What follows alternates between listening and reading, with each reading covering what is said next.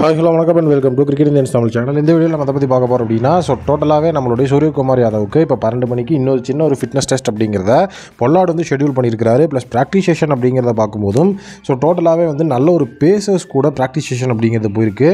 சூரியகுமார் யாதவ் நல்லாவே பேட்டிங் நீட்டாக ஆடிட்டு இருக்கிறார். அது ஒரு மிகப்பெரிய பாசிட்டிவ் ப்ளஸ் பாயிண்ட் அப்படின்னு தான் நான் சொல்லணும். இந்த ஒரு ஃபிட்னஸ் டெஸ்ட் அப்படிங்கிறது எதுக்காக அப்படின்னா சூரியகுமார் யாதவோட ரன் அப் எப்படி இருக்குது, டோட்டலாக அவர் எந்த மாதிரியான பேட் ஃப்ளோ ஸ்விங் அப்படிங்கிறது எல்லாமே பண்ணுறாரு அப்படிங்கிறத பார்க்குறதுக்காக தான் ஜஸ்ட் இந்த ஒரு சின்ன ஒரு ஃபிட்னஸ் டெஸ்ட்டு.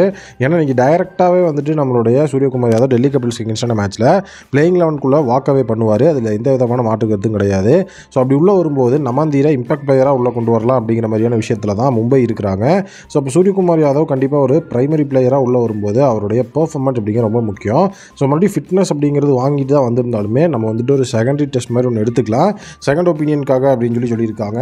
அதில் ஜஸ்ட் நேஷனல் கிரிக்கெட் அகாடமியில் அவருக்கு என்ன நடந்ததோ அதே தான் பார்த்தீங்கன்னா ரன் அப் டெஸ்டிங் அப்படிங்கிறது தான் வச்சிருக்காங்க.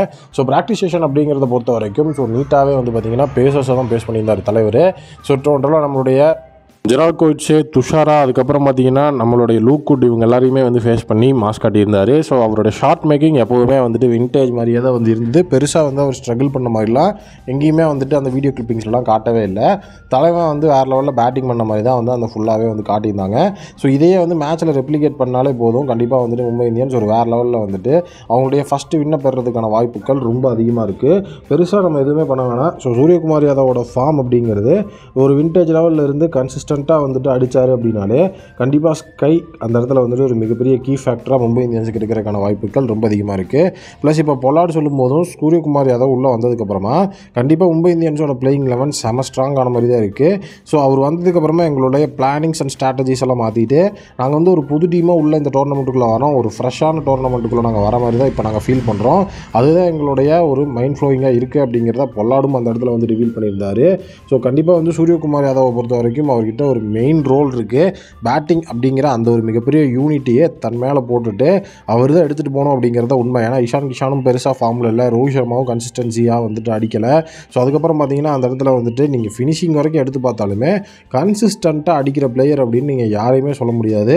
திலக் வர்மா 2 மேட்ச் அடித்தார். அதுக்கப்புறம் அவரையும் மேலே ஆஃப் த ஆர்டரில் அவருடைய ஃபியூயல் ரோலில் அனுப்பாமல் அவங்க பிலோ த ஆர்டரில் நீங்கள் போய் ஆடுங்கன்னு சொல்லி ஒரு இடத்துல அமுச்சு விட்டாங்க. இந்த மாதிரி மேனேஜ்மெண்ட் சைட்லேயும் நிறைய ஃப்ளாஸ் இருக்குது. அவர் உள்ளே வந்ததுக்கப்புறம் தான் எல்லாருக்கும் கன்சிஸ்டண்ட்டாக ஒரு ரோல் அப்படிங்கிறது கிடைக்கும் அப்படிங்கிறது என்னுடைய ஒப்பீனியனாக இருக்குது. இப்போ சூரியகுமார் யாதவ் உள்ளே வரும்போது கண்டிப்பாக திலக் வர்மா மேலே டாப்பில் ஆடுவார். திலக் வர்மாக்கு அப்புறம் சூரியகுமார் யாதவ் ஆடினா தான் அந்த இடத்துல ஒரு ஃப்ரீடம் அப்படிங்கிறது திலக் வர்மாவோட சைடில் இருந்து சூரியகுமார் யாதவுக்கு கிடைக்கும். இல்லைனா ஸ்ட்ரெயிட்டாகவே அவருக்கு ப்ரெஷர் தான் கிடைக்கும். அதனால் சூரியகுமார் யாதவை ப்ரெஷராக ஃபீல் பண்ணக்கூடாது. திலக் வர்மாவை ஆட வச்சுட்டு அதுக்கப்புறம் அனுப்பணும் அப்படின்னா திலக் வர்மாவோட ஃபார்முக்கு அவரும் ரன்ஸ் அடிச்சு கொடுப்பாரு. கண்டிப்பாக இந்த ஒரு ஸ்ட்ராட்டஜியை நம்மளுடைய மும்பை இந்தியன்ஸ் யூஸ் பண்ணி ஆகணும். இதை பற்றி நீங்கள் என்ன நினைக்கிறீங்க அப்படிங்கிறத கமெண்ட் செக்ஷனில் சொல்லுங்கள்.